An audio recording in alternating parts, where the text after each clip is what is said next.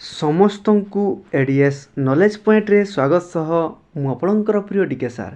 ଦେଖନ୍ତୁ ପିଲାମାନେ, ଆଜି ହେଉଛି 5/6/2024 ସିବିଟି ମୋଡ଼ରେ ହୋଇଥିବା OSSSCର ଆର୍ଆଇ, ଏଆର୍ଆଇ, ଅମିନୋ, ICDS, SFSର ଫାଷ୍ଟ ସିଫ୍ଟର କ୍ୱେଶ୍ଚନ୍ ଆନ୍ସରକୁ ଆନାଲିସିସ୍ କରିବା। ଆନାଲିସିସ୍ କରିବା ପୂର୍ବରୁ ଯେଉଁମାନେ ନୂଆ କରିକି ଆସିଛନ୍ତି ସେମାନେ ଚ୍ୟାନେଲଟିକୁ ସବସ୍କ୍ରାଇବ୍ କରିବା ସହିତ ବେଲ୍ ଆଇକନ୍ର ଅଲ୍ ନୋଟିଫିକେସନ୍ ଅନ୍ କରିଦେବେ, କାହିଁକିନା ମୁଁ ପ୍ରତ୍ୟେକ ଦିନ ଏହି ଟାଇପ୍ର ସିଫ୍ଟ ୱାଇଜ୍ କ୍ୱେଶ୍ଚନ୍କୁ ଆନାଲିସିସ୍ କରିଥାଏ। ତା ସହିତ ଜବ୍ ରିଲେଟେଡ୍ ନୋଟିଫିକେସନ୍ ଏବଂ ନଲେଜେବୁଲ୍ ଭିଡ଼ିଓ ଆପଣମାନଙ୍କୁ ଏହି ଚ୍ୟାନେଲ୍ ମାଧ୍ୟମରେ ପ୍ରୋଭାଇଡ଼ କରିଥାଏ। ବୁଝିହେଲା ନା ପିଲାମାନେ? ତେଣୁକରି ସିଧାସଳଖ ଆପଣମାନଙ୍କର ମୋବାଇଲକୁ ନୋଟିଫିକେସନ୍ଟିଏ ଚାଲିଯିବ। ତେଣୁକରି ଚାଲନ୍ତୁ ବିଳମ୍ବ ନ କରି ଆରମ୍ଭ କରିବା। ହେଲା, ଆସନ୍ତୁ ଆପଣମାନଙ୍କ ପାଇଁ ନମ୍ବର 1 ପ୍ରଶ୍ନ କ'ଣ କହୁଛି ନା, what is the largest salt water lake in India? ମାନେ ଭାରତର ସବୁଠାରୁ ବଡ଼ ସଲ୍ଟ ୱାଟର ହ୍ରଦର ନାଁ କ'ଣ? ଏହାର ସଠିକ୍ ଉତ୍ତର ହୋଇଯିବ ଚିଲିକା। ମନେ ରଖିବେ ପିଲାମାନେ, ଆମର ପୃଥିବୀର ଇଏ ଦ୍ୱିତୀୟତମ ଏବଂ ଭାରତର ପ୍ରଥମ ବଡ଼ ସଲ୍ଟ ୱାଟର, ଏହାକୁ ମଧ୍ୟ ମନେ ରଖିବେ, ଯେଉଁଟାକି ଗୋଟେ ଲାଗୁନ୍ ଦୃଷ୍ଟିରୁ ଆମେ କହିପାରିବା। ହେଲା, ଏକ୍ସଟ୍ରା ଫ୍ୟାକ୍ଟରେ ଆମେ ଜାଣିବା କି ରାମସାର ସାଇଟ୍ରେ କେବେ ଇନକ୍ଲୁଡ଼ କରାଯାଇଥିଲା? 1981 ମସିହାରେ ରାମସାର ସାଇଟ୍ରେ ଇନକ୍ଲୁଡ଼ କରାଯାଇଥିଲା। ଏଇ ଯେଉଁ ଚିଲିକା ହ୍ରଦ, ଏଇଥିରେ ଗୋଟେ ପ୍ରକାରର ଡଲଫିନ୍ ଦେଖାଯାନ୍ତି। ସେଇ ଡଲଫିନ୍ର ନାଁ ହେଉଛି ଇରାୱାଡ଼ି ଡଲଫିନ୍। ମନେ ରହିଲା ପିଲାମାନେ? ଆଉ ଚିଲିକା ହ୍ରଦକୁ ଲାଗିକିରି 3ଟି ଜିଲ୍ଲା ବର୍ଡ଼ର ସେୟାର କରିଥାଏ, ତାକୁ ମଧ୍ୟ ଜାଣି ରଖନ୍ତୁ। ଗୋଟେ ହେଉଛି ଖୋର୍ଦ୍ଧା, ଆଉ ଗୋଟେ ହେଉଛି ଗଞ୍ଜାମ, ଆଉ ଗୋଟେ ହେଉଛି ପୁରୀ। ମନେ ରହିଲା ପିଲାମାନେ? ଆଉ ମନେ ରଖିବେ, ଆମର ଯେଉଁ ଭୁବନେଶ୍ୱର ପାଖରେ ଯେଉଁ ଧଉଳିଗିରି ରହିଛି, ସେଇ ପାଖ ଦେଇକିରି ଯେଉଁ ଦୟା ନଦୀଟିଏ ପ୍ରବାହିତ ହୋଇଛି, ସେହି ନଦୀଟିଏ ଚିଲିକା ହ୍ରଦରେ ପଡ଼ିଛି। ୟାକୁ ମଧ୍ୟ ମନେ ରଖିବେ। ବୁଝିହେଲା? ହଉ, ଚାଲନ୍ତୁ ଏହିପରିକା ଆମେ ଡିଟେଲ୍ ଆନାଲିସିସ୍ କରିବା ଆଉ ଜିକେ ସେକ୍ସନକୁ ଆଉ ମଜବୁତ କରିବା। ଆଗାମୀ ପ୍ରଶ୍ନକୁ ଯିବା। ଓକେ, ନମ୍ବର 2 କ'ଣ କହୁଛି ନା, in junior national rugby championship 2025 who claimed the under 18 boys title? ତାହେଲେ ଅଣ୍ଡର 18 ବଏଜ୍ ଟାଇଟଲ୍ ଯେଉଁ ରଗ୍ବି ଚାମ୍ପିଅନସିପ୍ ହେଇଥିଲା, ସେଇଥିରେ କିଏ କ୍ଲେମ୍ କରିଥିଲା, ମାନେ କିଏ ୱିନ୍ କରିଥିଲା? ଏହାର ସଠିକ୍ ଉତ୍ତର ହୋଇଯିବ ବିହାର। ବିହାର ପିଲାମାନେ ୱିନ୍ କରିଥିଲା। କାହାକୁ ହରାଇଥିଲା? ଏଇଟା ବହୁତ ଇମ୍ପୋର୍ଟାଣ୍ଟ, କାହିଁକିନା ଆମେ ଓଡ଼ିଶାର ଏକ୍ଜାମ୍ ଦେଉଛେ। ତେଣୁକରି ଓଡ଼ିଶାକୁ ଯେହେତୁ ହରାଇଥିଲା, କେତେରେ ନା 17-15ରେ ହରାଇଥିଲା। ତେଣୁକରି ବହୁତ ଇମ୍ପୋର୍ଟାଣ୍ଟ ହୋଇଯିବ ଆପଣମାନଙ୍କର ସ୍ପୋର୍ଟସ୍ ରିଲେଟେଡ଼୍ର କରେଣ୍ଟ ଆଫେୟାର୍ସ ପ୍ରଶ୍ନଟିଏ। ବୁଝିହେଲା? ଏକ୍ସଟ୍ରା ଫ୍ୟାକ୍ଟରେ ଜାଣି ରଖନ୍ତୁ କେତେ ଏଡ଼ିସନ୍ ଥିଲା? ତାହେଲେ 10th ଏଡ଼ିସନ୍ ଥିଲା। ୟାକୁ ମଧ୍ୟ ମନେ ରଖିବେ।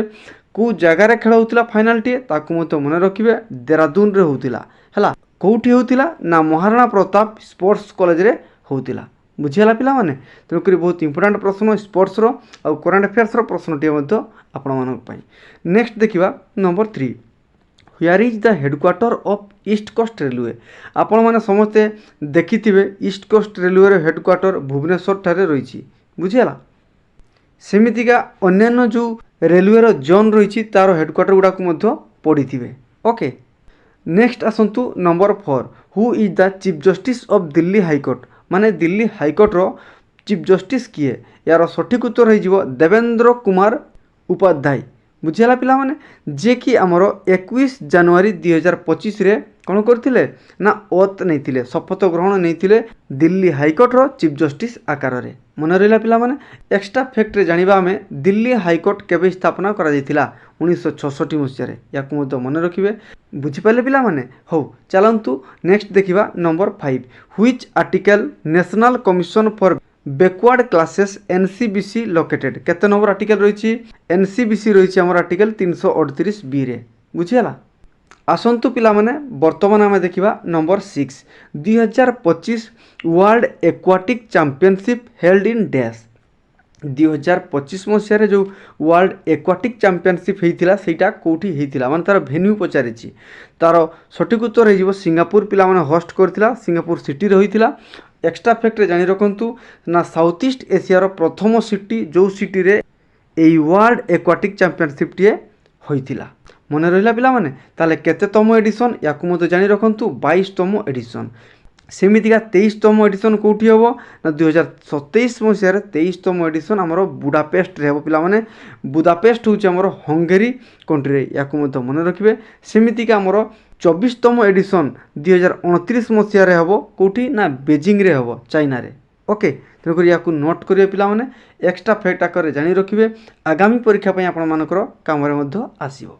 ओके देन आम देखा नंबर 7 कौन कौच ना Padmavat is an epic poem written by dash. Padmavat गोटे पुस्तकटीए आ तार पोएम रही तेणुकर या लिखी मलिक मोहम्मद जेसी या मन रखिए तांकर जो लैंग्वेज रे लिखी से लैंग्वेज टी हूँ अवादी लैंग्वेज है केबे पब्लिश होता ना 1540 मसीह पब्लिश होता मन पड़ुछि पिला माने आपण मैंने देखिए पद्मावती जो गोटे सिनेमा रही जो थी कि राजा रतन सिंह थे आम शहीद कपूर आउ अलाउद्दीन खिलजी थे आम रणवीर सिंह दीपिका पदुकोण थे पद्मावत तेणुक से जो सिनेमाटी बेस्ट थिला कहार ना यही पद्मावत पुस्तक को नहीं ओके बुझीगला।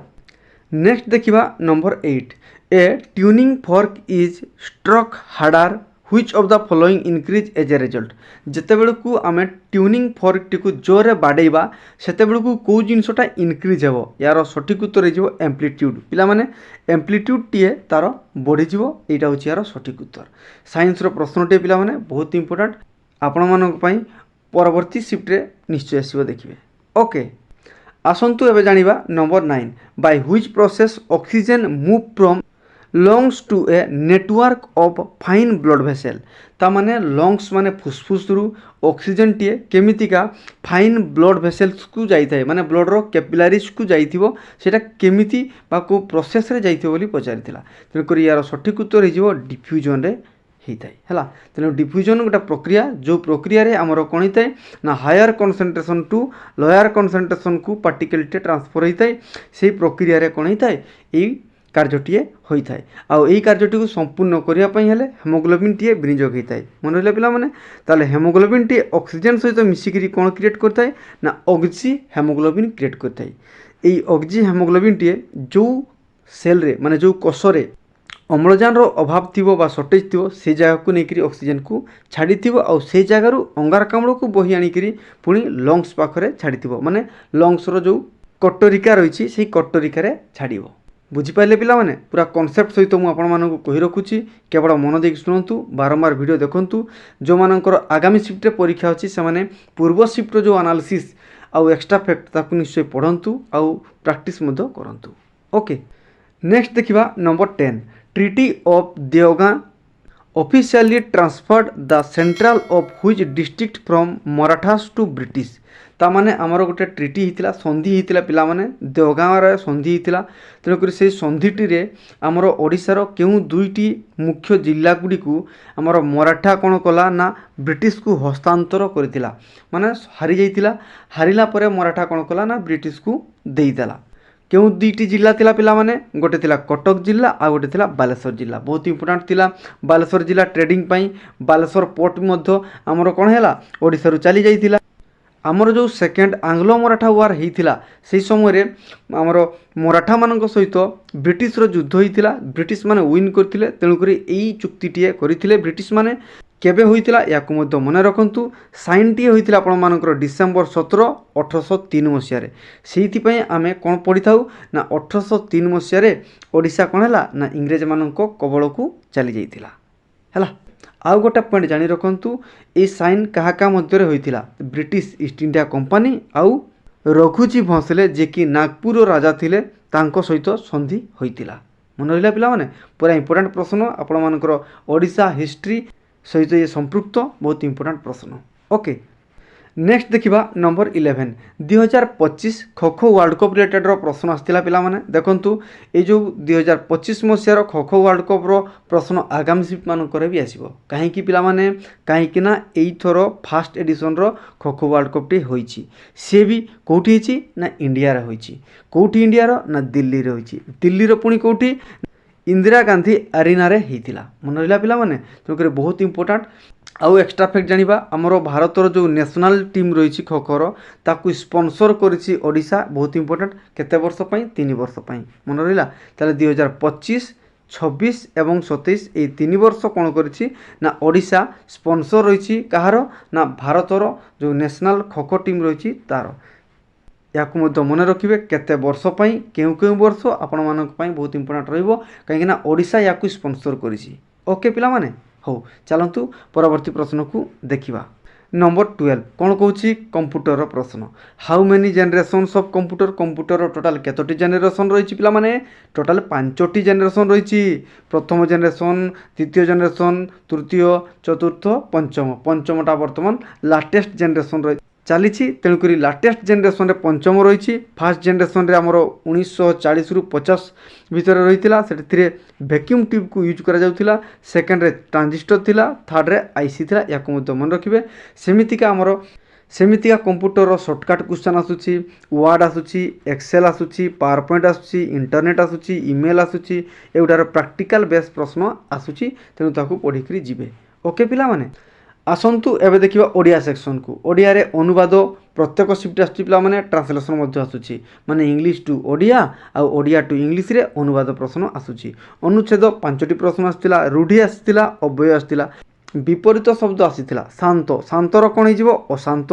मन रहा सेमती इंग्लिश रो पैसेज 5टी प्रश्न translation direct speech indirect speech active voice passive voice spelling रो प्रश्न आसतिला पिला माने एट्रिब्यूट मन रखिए पिला माने ATTRIBUT एट्रिब्यूट एट्रिब्यूट माने होछि पिला माने उपस्थित या मन रखिए सेमितिका एंटोनिम्स पढ़ी डेप्लॉय पढ़ी एंटोनिम्स इडियम्स पढ़ी सिनोनिम्स आसीथिला ओके सेमितिका रिजनिंग रो blood relation coding decoding sitting arrangement direction ये प्रश्न आसूची मैथमेटिक्स रो सेमितिका रेक्टांगल ट्रांगल CISI रो गोटे गोटे प्रश्न आसतिला percentage profit loss time and work रो प्रश्न आसीथिला तेणुक यही सब टॉपिक को क्लियर होकरी एग्जाम हॉल को जातु आ प्रत्येक दिन जमिति एनालिसिस छड़ा जाउची सेमिति एनालिसिस देखंतु कहीं आपण मानक पई बहुत बेनिफिट होबो एनालिसिस देखा पई हेले जो माने नुआ करिक आसीथिबे से माने निश्चय भाव चैनल को सब्सक्राइब करिवे ता सहित बेल आइकन रो ऑल नोटिफिकेशन को ऑन कर देबे बुझियला